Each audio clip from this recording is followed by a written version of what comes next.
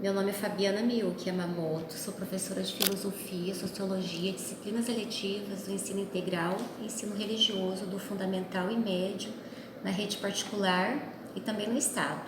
Atuo em Bela Vista do Paraíso e Londrina. Achei muito interessante a proposta dessa atividade, um pouco difícil, por isso a demora ou atraso, mas muito pertinente ao objetivo que temos, que é atuar em sala de aula com qualidade. Por isso também a crítica que Celso Antunes faz logo no início do vídeo proposto, de que para muitos professores o Unesco é apenas uma sigla, uma organização ligada às Nações Unidas, que cuida da cultura e educação. Eu vou um pouco além.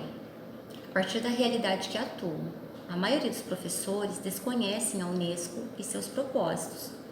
Quanto aos alunos, talvez por copiar as posturas de seus mestres, já tenham passado os olhos na sigla, mas não se interessam pelo conteúdo. No início do texto da Unesco, nas páginas propostas para a presente atividade, há uma justificativa a respeito da importância do impedimento que as ondas de informações fiquem submergidas, mas a necessidade de fazer essas orientações os projetos individuais e coletivos. Por isso, o que poderá dar as respostas necessárias para o conjunto de missões designadas, somente se a educação organizar-se em torno dos 4 pilares: aprender a conhecer, aprender a fazer, aprender a viver juntos e aprender a ser. Para Celso Antunes, esses pilares são indissociáveis, ou seja, com as palavras do educador, funcionam como os 4 pés de uma cadeira, onde sua uniformidade é que dão a sustentação. Ao analisar a imagem proposta para a atividade, podemos interpretar melhor o que o autor considera como um pé de cadeira complementar o outro. Na verdade, na imagem, são desenhos de pilares mesmo. No pilar aprender a aprender é a não estagnação do conhecimento. Deve existir um estímulo para que o aluno conquiste sua autonomia, aprender algo que instigue seu espírito crítico, agregando novos saberes. No pilar aprender a fazer há uma valorização do trabalho em equipe, dos relacionamentos interpessoais, são necessários em tempos hedonistas.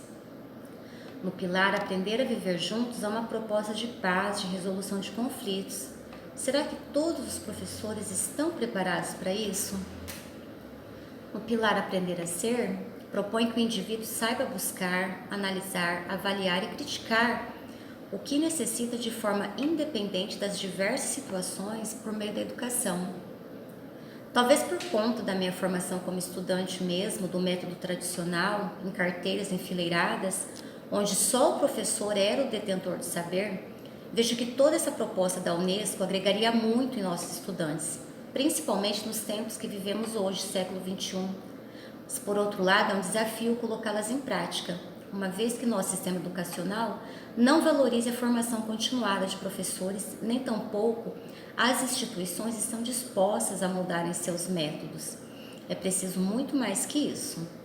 Um exemplo é a inserção do ensino integral no estado do Paraná. A proposta, orientação e instrução se aproxima bem dos 4 pilares da Unesco, como, por exemplo, a inclusão de disciplinas como projeto de vida, protagonismo juvenil e mundo do trabalho, na qual eu lecionei nos anos anteriores.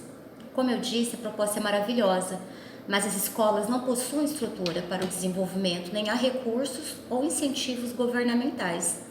O que há são professores que precisam correr em 3 ou 4 escolas durante a semana, como no meu caso, que não conseguem recursos para desenvolver projetos ou dar continuidade nos que já foram iniciados.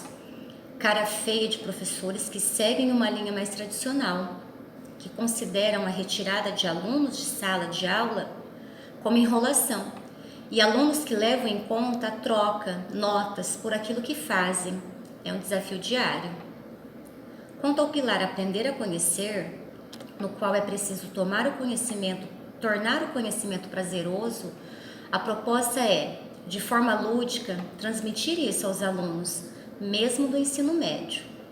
Certa vez, numa aula de filosofia, propus a encenação do mito da caverna de Platão. Os alunos adaptavam as falas dos personagens, a atividade se tornou prazerosa e, ao mesmo tempo, exercitou a atenção, a memória e o pensamento. Para que seja possível que a escola aprimore e coloque em prática esse pilar, penso eu, em primeiro lugar, valorizar mais as disciplinas das áreas de humanas, como sociologia, história, geografia, pois somente a partir daí é que o aluno compreenderá o mundo que o rodeia. Estamos vivendo o contrário disso, a supervalorização da matemática e da língua portuguesa. Não que essas disciplinas não são importantes, mas para atender a finalidade e meio da vida humana, esse seria o começo. O aumento dos saberes, que permite compreender melhor o ambiente sob seus diversos aspectos, favorece o despertar da curiosidade intelectual, estimula o sentido crítico e permite compreender o real, mediante a aquisição de autonomia na capacidade de discernir.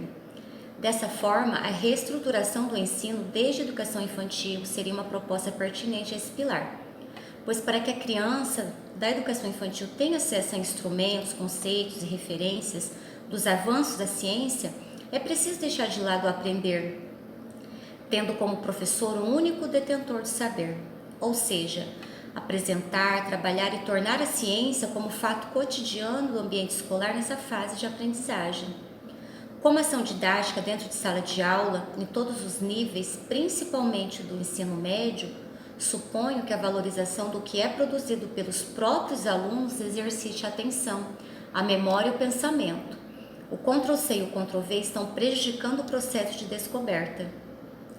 Um fator interessante descrito nesse pilar é que sobre o pensamento deveria haver um avanço e um recuo entre o concreto e o abstrato. Confesso que nunca pensei dessa forma, isso é novo para mim. E refletindo sobre a realidade escolar que vivo, principalmente no ensino médio, por que não levar o concreto para a sala de aula?